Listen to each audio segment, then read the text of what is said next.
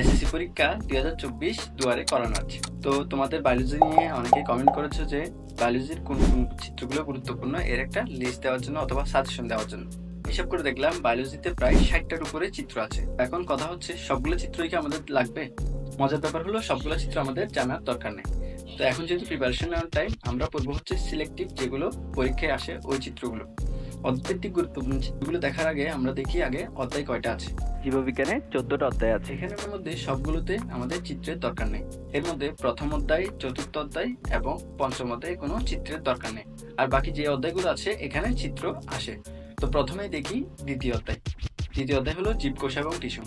এখানে তোমরা আমার ডান পাশে দেখতে পাচ্ছ কোন কোন চিত্রগুলো গুরুত্বপূর্ণ।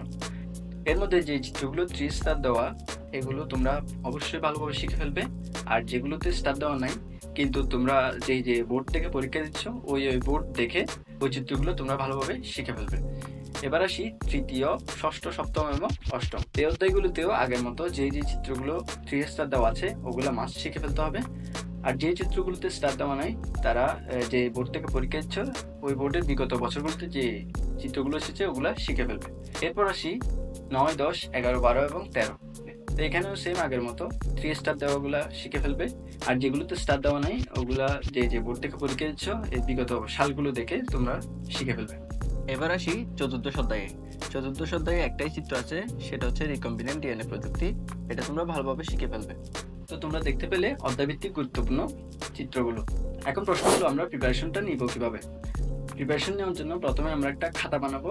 ওই খাতায় আমরা বই থেকে দেখে চিত্রগুলো এঁকে ফেলবো। এরপরে কিভাবে আমি আমার মতো করে বর্ণনা লিখবো ওইটা সেট করে নেবো। প্রতিদিন এভাবে ডেইলি 2টা করে চিত্র আমি ওই খাতাটাতে লিখতে থাকবো।